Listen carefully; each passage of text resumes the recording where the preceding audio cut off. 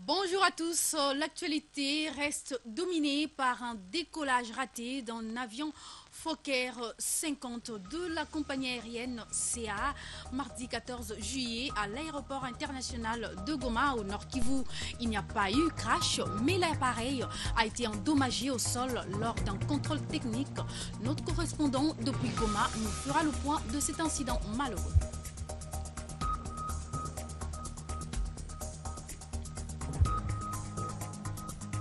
Et puis 60 lauréats de l'École nationale d'administration ont intégré officiellement les institutions publiques.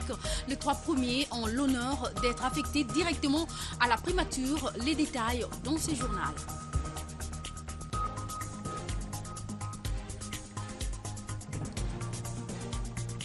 Nous parlerons enfin de l'Assemblée générale extraordinaire des membres de la SOCODA débutée le mardi à Kinshasa, la capitale congolaise. L'élection du nouveau conseil d'administration de cette structure sera débattue au cours des 3 journées de ces assises. Voilà tout pour l'essentiel de l'actualité. Bienvenue, mesdames, messieurs, à ce 12-13. Nous vous l'avons annoncé en titre. On connaît désormais ce qui s'est passé mardi matin à l'aéroport international de Goma, au Nord Kivu, avec le Fokker 50 de la compagnie aérienne CAA. Pas de crash, mais plutôt un affaissement. L'appareil a été endommagé au sol lors d'un contrôle technique quelques minutes seulement avant son départ pour Kisangani en province orientale. Martida Cruz-Olimba nous restitue les faits. D'après nos sources sur place, les mécaniciens venaient d'effectuer un entretien de routine sur l'appareil. Par mesure de prudence, l'équipage a préféré procéder à la vérification des travaux en voulant effectuer un vol d'essai avant le voyage. Malheureusement, pendant que l'appareil faisait les taxis, juste avant de prendre position pour le décollage appelé communément take-off, les trains arrière ont lâché et l'avion s'est affaissé. Le pire a été évité de justesse. Tous les membres d'équipage sont sortis indemnes de l'avion, mais l'appareil s'en est sorti sérieusement endommagé à l'arrière. L'avion devait se rendre à Kisangani en province orientale et les passagers ayant fini les formalités de voyage se trouvaient déjà dans la salle d'attente. Heureusement que le vol n'a plus eu lieu. Le pire allait peut-être se produire à l'atterrissage de Bankoka à Kisangani et l'on allait déplorer des pertes en vies humaines. Contacté, le directeur d'escale de la compagnie Rouge et Blanc s'est réservé de tout commentaire. Lambert Kwaya indique que les explications reviennent plutôt aux techniciens. Néanmoins, c'est une erreur technique, conclut-il. Martida Cruz-Olimba, Goma, RTG. Voilà, c'était les précisions sur le crash. L'actualité, c'est aussi le retour mardi soir à Kinshasa d'Aubin Minaku, nouveau président de l'Assemblée parlementaire francophone APF, après son élection à ce poste à l'issue de la session de l'APF tenue en Suisse. À sa descente d'avion, le speaker de l'Assemblée nationale a fait l'objet d'un accueil chaleureux de la part des députés nationaux et des membres du PPRD. Pour Aubin Minaku, son élection est le fruit des efforts du président de la République, Joseph Kabila Kabange, depuis 2007 et de la diplomatie parlementaire. Suivez ces propos recueillis par Richard Chako Kanyengele et Sylvain Bété.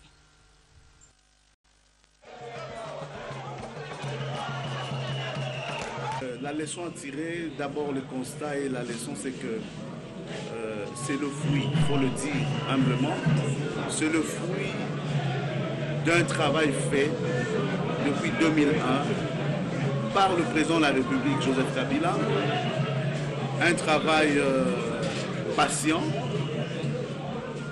un travail qui a permis au pays à pouvoir recouvrer progressivement sa place sur la scène internationale, sur la scène diplomatique, parce que le Congo demeure un État qui a une vocation à être tout au moins une puissance régionale, une puissance africaine. C'est tout simplement le résultat de ce travail-là depuis le 26 janvier 2001. Pas seulement dans le domaine parlementaire, mais aussi dans d'autres domaines. Ça c'est de un. Deuxièmement, il faut aussi dire humblement, il faut le dire, que c'est le résultat d'un travail patient des députés congolais sous ma direction au sein de l'Assemblée parlementaire de la francophonie. Nous avons démontré que les élus congolais sont réellement des représentants du peuple. J'ai été deuxième vice-président, premier vice-président, aujourd'hui président, après avoir été présenté à l'unanimité par tous mes pairs africains. Ça signifie que les assemblées nationales et les sénats d'Afrique ont fait confiance au Congo, ont fait confiance à la compétence d'un de leurs qui est congolais. Et c'est un motif de fierté pour la République.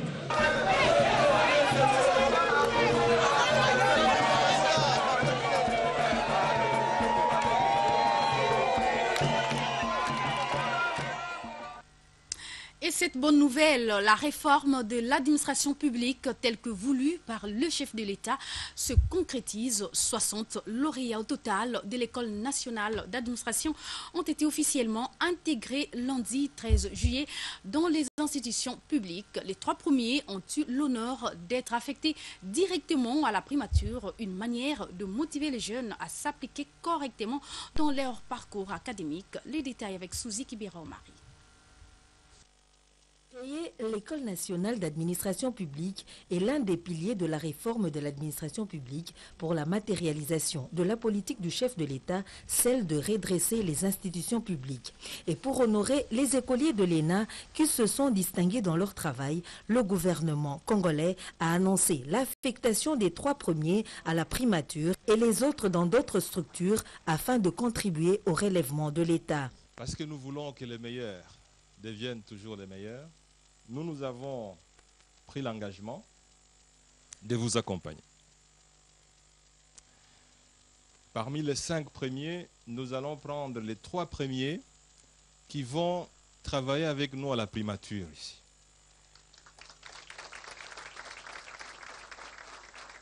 Nous allons aussi voir comment affecter d'autres énarques dans des structures qui sont utiles dans l'administration publique. Les écoliers de l'ENA, première promotion Lumumba, ont rassuré les autorités de leur disponibilité à servir la patrie avec efficacité. C'est un sentiment de joie et un sentiment de reconnaissance. Joie parce que c'est toujours intéressant et heureux de voir qu'on est accompagné et qu'on est encouragé dans une entreprise qu'on a menée pendant une année. Et reconnaissance parce que, dans une certaine mesure, nous, jeunesse, aujourd'hui, nous sentons que l'État, notre gouvernement, reconnaît le rôle qu'on peut jouer dans le développement, dans la reconstruction de notre pays. Donc je pense que le gouvernement ne sera pas déçu des fruits que cette réforme va produire, des fruits qui sont déjà d'ailleurs produits et qui sont maintenant à disposition des différentes administrations. Et je crois qu'il y a beaucoup à faire. Les énarques sont très disposés. Les ministres et autres officiels présents à cette rencontre ont manifesté leur volonté à accompagner les énarques dans ce processus de la modernisation de l'administration publique. La modernisation de l'administration publique est nécessaire pour un rendement judicieux des services publics. C'est le point de vue en tout cas des personnalités et invités à la cérémonie d'adhésion des jeunes fonctionnaires de l'ENA dans l'administration publique. Ils sont au micro de Suzy Kibera-Omari. Nous réjouir si on pouvait en avoir autant pour occuper tous les postes de l'administration publique, nous aurions une administration réellement de développement. Il est important que l'administration publique puisse être formée de corps d'élite, car c'est la colonne dorsale du développement. C'est la cheville ouvrière de l'ensemble du fonctionnement de l'État congolais. C'est un signe du fait qu'ils seront pris en charge et que le gouvernement attend beaucoup d'eux. Je pense que c'est une reconnaissance de l'État, de cette nouvelle génération de fonctionnaires congolais. C'est une marque de considération de la part de notre gouvernement via le Premier ministre Matata qui étonne toujours dans sa manière de concrétiser la vision du chef de l'État, Joseph Kabila. Et tout à fait autre chose à présent, l'état de la stabilité dans la sous-région des Grands Lacs au menu des entretiens du Premier ministre et l'envoyé de l'Union européenne pour la région des Grands Lacs. Les deux personnalités ont aussi discuté sur les préparatifs des élections en RDC. Retrouvez une fois de plus Souzy Kibira Omari dans ce reportage. Le Premier ministre Matata Ponyo-Mapon, Cohen Vervec, envoyé de l'Union européenne pour la région des Grands Lacs, a évoqué l'état de la stabilité dans la sous-région, la situation burundaise et les préparatifs des élections en RDC. La préparation de la conférence sur l'investissement privé qui sera organisée ici à Kinshasa au mois de février l'année prochaine. Aujourd'hui, le président Museveni, le président ougandais, se rendra à Bujumbura pour essayer de trouver une solution politique négociée à la crise, parce que sinon toute la région risque d'être affectée par l'instabilité. Nous avons échangé avec le Premier ministre. Je crois que nous sommes tous d'accord sur l'importance de cet exercice. Là aussi, nous attendons toujours qu'il y ait clarté sur l'ensemble du cycle électoral, les conditions politiques dans lesquelles elles puissent être organisées, mais aussi, et c'était avec le Premier ministre, les conditions financières. Parce que c'est important pour nous en tant que partenaires qui souhaitent soutenir ces élections, que nous ayons vraiment cette vue d'ensemble sur le contexte. L'Union européenne suggère à ce que la région se mobilise, surtout avec l'implication du président Museveni dans la crise au Burundi, pour éviter que toute la région ne soit affectée par l'instabilité. Direction Sony à présent pour parler cette fois du niveau d'avancement du processus électoral en RDC. Cette question a été au cœur des échanges entre le vice-président de la Sony et l'envoyé spécial de l'Union européenne pour la région des Grands Lacs. Durant près de 2 heures, le diplomate européen était suffisamment briefé sur la marche du processus électoral en RDC avec ses forces et faiblesses. Martin Moudimbi-Kapenga. Ce sont des éléments très importants dans notre discussion, ça va de soi. Je crois que nous poursuivons cette discussion. Je crois que la réunion que nous avons tenue aujourd'hui a apporté déjà des clarifications supplémentaires. Nous allons continuer à travailler de cette façon dans les semaines et les mois à venir. Mais c'est surtout le temps qui presse pour le pays, en premier lieu, de pouvoir organiser ces élections en bonne et due forme et en respectant les délais qui sont imposés par la Constitution. Nous sommes tout à fait conscients du temps qui passe et de l'urgence, et c'est sous cet angle-là que nous poursuivons la discussion ici avec nos partenaires congolais et avec nos États membres et les institutions à Bruxelles. Nous sommes conscients du temps qui passe et on en tiendra compte. Et comme vous le savez, les nouvelles provinces de la RDC s'installent progressivement dans la période allant du 27 juillet au 13 août 2015. Mais quelles sont les procédures d'installation de ces nouvelles entités territoriales, administratives, si on le veut, et politiques? John Omombo signe ce dossier. Le processus est irréversible. 26 provinces pour la République démocratique du Congo. Le samedi 11 juillet 2015, 9 nouvelles provinces ont été créées. La province orientale est scindée en 4 nouvelles provinces et l'Équateur en 5. Leurs assemblées provinciales existantes ont été dissoutes automatiquement après avoir pris acte des rapports des commissions de démembrement conformément à l'article 8 de la loi sur la programmation des nouvelles provinces. Est-il fin avec la dissolution de l'Assemblée provinciale? La réponse est non. Le mandat se poursuit. Les députés provinciaux descendent dans leur nouvelle province. Ils vont se réunir en session extraordinaire sur convocation du commissaire de district. Et si le commissaire de district n'existe plus, l'article 9 de la même loi prévoit la convocation de cette session par un haut fonctionnaire de l'État. La session extraordinaire va déboucher sur la désignation d'un bureau provisoire dirigé par le doyen d'âge, assisté des 2 membres moins âgés. C'est le bureau provisoire qui devra ensuite mettre en place le règlement intérieur de la nouvelle assemblée provinciale avant l'élection d'un bureau définitif. Pendant 7 ans, les gouverneurs actuels expédient les affaires courantes. Et après son installation, le bureau définitif de l'assemblée provinciale va organiser l'élection du gouverneur de province et de son vice. Puis vient la formation du gouvernement provincial qui pourra assurer la gestion quotidienne de la province. Le mandat des gouverneurs des nouvelles provinces va durer 5 mois, daté du 13 août 2015. Il prend fin en janvier 2016 avec les prochaines élections des gouverneurs des provinces prévues dans le calendrier de la Commission électorale nationale indépendante. Au terme de l'article 211 de la Constitution, c'est à la CENI que revient la compétence exclusive d'assurer la régularité de tout processus électoral et référendaire. Le projet du budget exercice 2016, on en parle déjà. Un séminaire de 3 jours sur l'orientation budgétaire s'est ouvert mardi à l'hôtel Vénus. Ce séminaire s'inscrit dans le cadre du projet de recevabilité et de gestion des finances publiques. Le point avec Martin Moudimbi Kapenga. C'est le ministre d'État en charge du budget, Michel Bongongo, qui a procédé à l'ouverture de ce séminaire sur l'orientation budgétaire exercice 2016. Organisé grâce au financement de la Banque mondiale, il s'inscrit dans le cadre du projet de renforcement de recevabilité et de gestion des finances publiques, projet Congo, avec la participation de la société civile. Dans son discours, le ministre d'État en charge du budget a souhaité que les participants puissent produire un travail de qualité, question de permettre à la RDC de disposer d'une meilleure loi des finances exercice 2016. Le programme d'action du gouvernement pour la période 2012-2016 qui aligne des priorités sectorielles et d'autre part la programmation budgétaire des actions du gouvernement qui en découlent.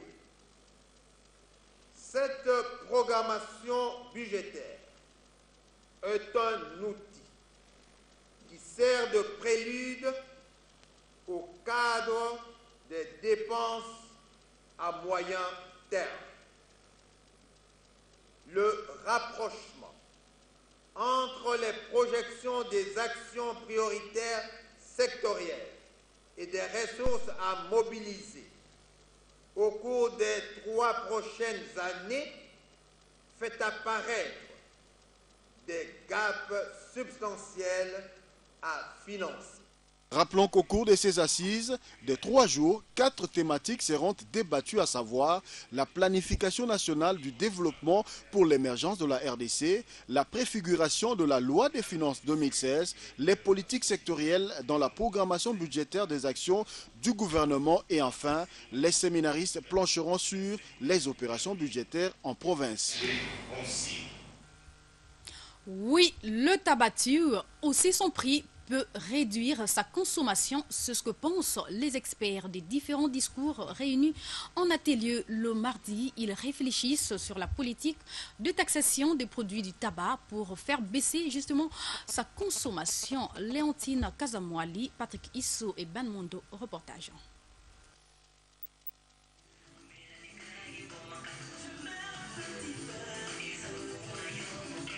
Bien que consommé partout dans le monde, le tabac reste dangereux pour la santé.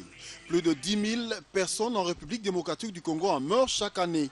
Hausser ces taxes pourrait réduire sa consommation. C'est l'avis des experts des différents domaines qui réfléchissent sur la politique de taxation des produits du tabac. L'OMS, par son chef de bureau, a dressé le tableau de la prévalence du tabagisme en RDC, 15,2% pour les jeunes de 15 ans.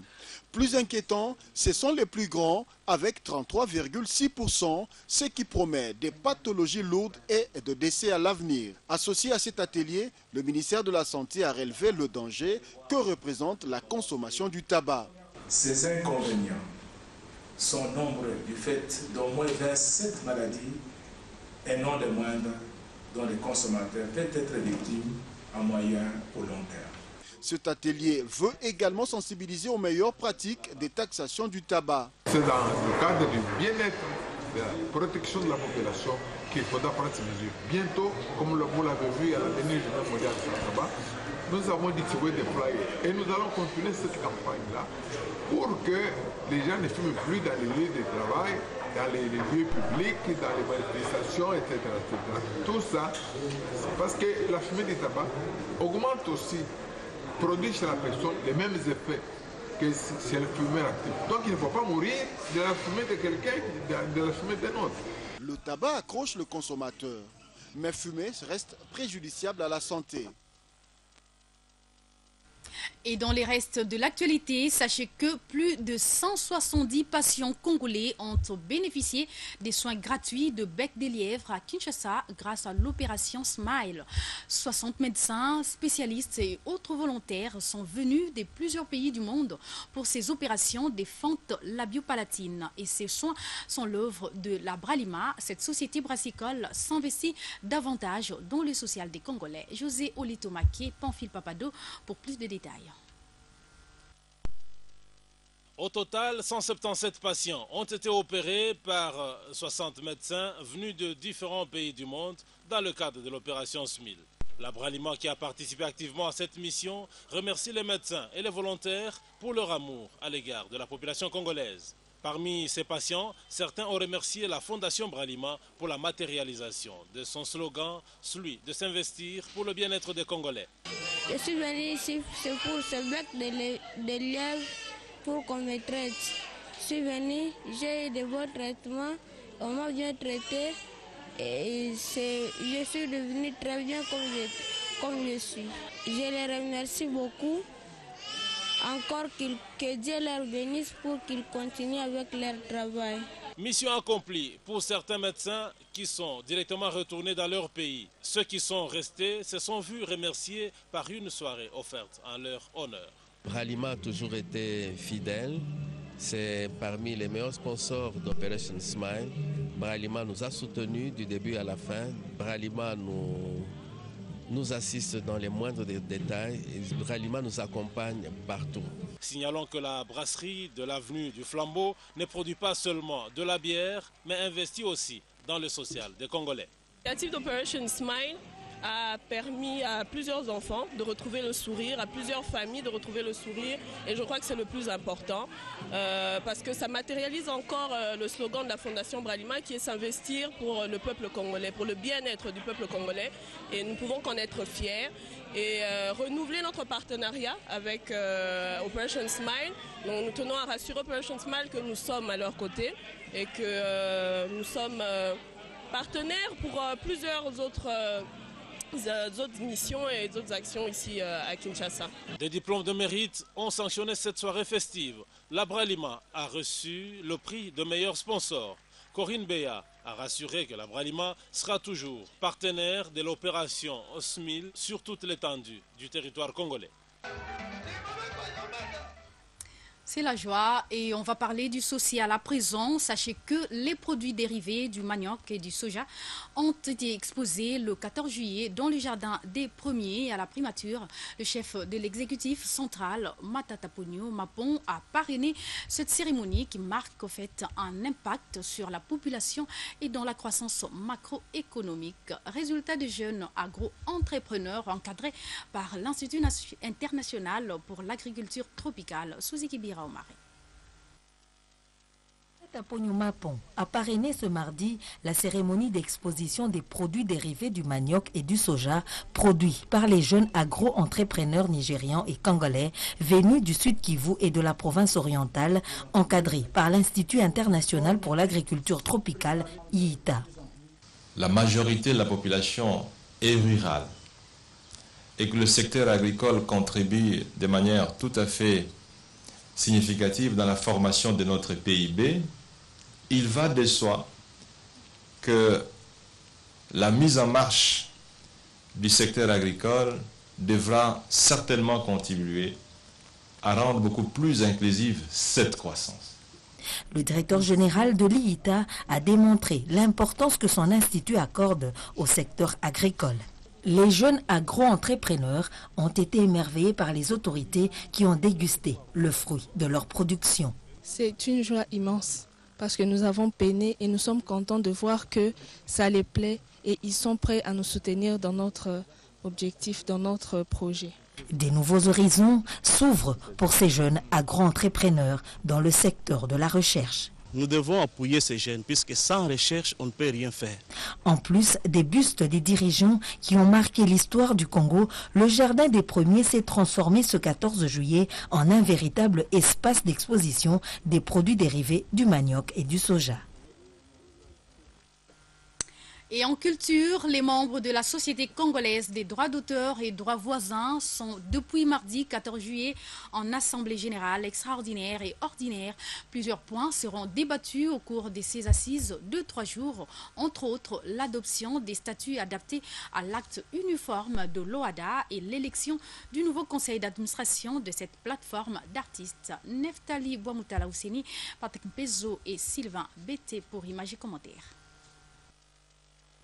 Vu à l'hôtel Vénus de Kinshasa, c'est finalement au Salon Rouge du ministère des Affaires étrangères que s'est ouverte l'Assemblée générale des membres de la Société congolaise des droits d'auteur et droits voisins SOCODA. Il sera question au cours de cette assemblée de présenter le règlement du SOCODA adapté à l'acte uniforme de l'OADA, mais aussi élire les 12 membres du conseil d'administration de SOCODA. Les grands enjeux de ces assemblées sont l'aboutissement de ces pouvoirs dotés la SOCODA d'un comité fort avec les textes forts. C'est-à-dire, nous sommes là réunis aujourd'hui pour l'amendement des textes de la SOCODA qui sont les statuts et le règlement général et puis leur adoption. Concernant le boycott de cette assemblée par le camp Paulin Mukendi, la directrice adjointe du cabinet du ministère de la Culture précise. Comme vous savez, il y a eu trop de problèmes au sein de la SOCODA. Alors il y a eu une volonté politique qui s'est levée pour pouvoir mettre fin à tous ces désordres et pouvoir aider la SOCODA à démarrer et à pouvoir pour permettre aux artistes de vivre de leur travail. La commission a lancé les invitations à tous les membres, à tout celui qui se dit SOCODA. La commission a lancé les invitations. Nous avons encouragé ceci parce que la commission est dans la légalité et les personnes qui sont ici restent dans la légalité. Et nous représentons l'État, nous ne pouvons qu'encourager et rester derrière ceux qui sont dans la légalité. Pour ces artistes, l'heure est à la restructuration de la SOCODA et non à la magouille.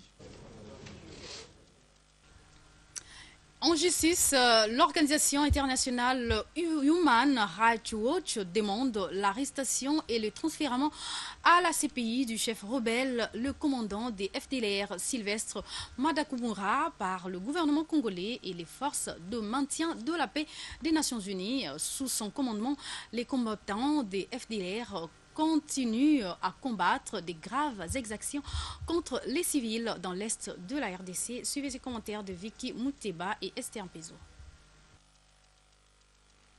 3 ans après l'émission du mandat d'arrêt de la CPI contre le chef rebelle, commandant des FDLR Sylvestre Mudachumura est toujours libre de ses mouvements. C'est ainsi que l'ONG internationale Human Rights Watch demande au gouvernement congolais et aux forces de maintien de la paix des Nations Unies d'agir en toute urgence en vue de prendre des mesures pour arrêter ce chef rebelle et le transférer à la CPI. Ce mandat d'arrêt est basé sur 9 chefs d'accusation, dont les crimes de guerre commis dans les provinces du Nord et du Sud Kivu en RDC. Parmi ces crimes présumés figurent des attaques contre des civils, des meurtres, des mutilations, des traitements cruels, des viols, des actes de torture, des destructions des biens, des actes de pillage et des atteintes à la dignité de la personne.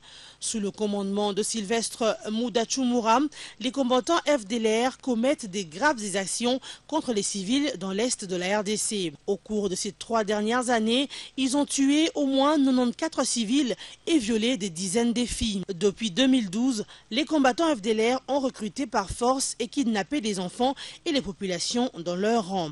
L'arrestation du chef rebelle, le commandant des FDLR Sylvestre Mudachumura, serait cruciale pour mettre fin aux attaques contre les civils dans l'est de la RDC. Son transfèrement à la Cour pénale internationale représenterait une avancée pour la justice internationale. On va parler à présent, avant le rappel des titres, de cette triste nouvelle du journaliste Pierre Kalala. C'est ce mercredi 15 juillet que la dépouille mortelle de Pierre Kalala Mukendi, icône du football congolais et africain, va arriver à Kinshasa à 13 h, décédé depuis le mardi 30 juin à Johannesburg, en Afrique du Sud, après un long séjour médical. Le corps de l'illustre disparu sera acheminé immédiatement à la morgue de la clinique Dominique Ngaliema en entendant la publication du programme définitif des obsèques. Vous allez suivre dans notre grande édition de cette arrivée à l'aéroport international de Njili. Et à présent, c'est la fin pratiquement de cette première partie du 12-13. Mais avant, nous vous rappelons le titre avant de poursuivre avec la seconde partie. L'actualité reste dominée avec un décollage raté d'un avion Fokker 50 de la compagnie aérienne CAA mardi 14 juillet à l'aéroport international de Goma au Nord Kivu. Il n'y a pas eu crash, mais l'appareil a été endommagé au sol lors d'un contrôle technique. Notre correspondant depuis Goma nous a fait le point de cet incident malheureux dans le corps de ce journal.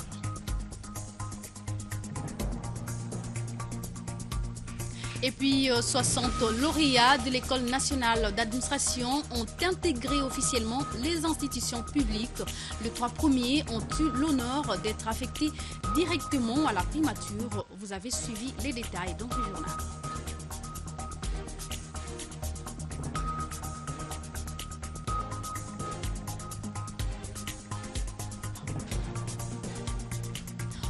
Enfin, nous avons parlé de l'Assemblée générale extraordinaire des membres de la SOCODA qui a débuté le mardi à Kinshasa, la capitale congolaise. L'élection du nouveau conseil d'administration de cette structure sera débattue au cours des 3 journées de ces assises. Mesdames, Messieurs, c'en est fini avec la première partie du 12-13. Comme nous vous l'annoncions, on se retrouve dans quelques instants pour la seconde partie consacrée cette fois à une intervention d'un journaliste maison, Jean-Pierre Kayembe. Ne nous quittez pas, restez avec nous. D'abord, marquons cette pause.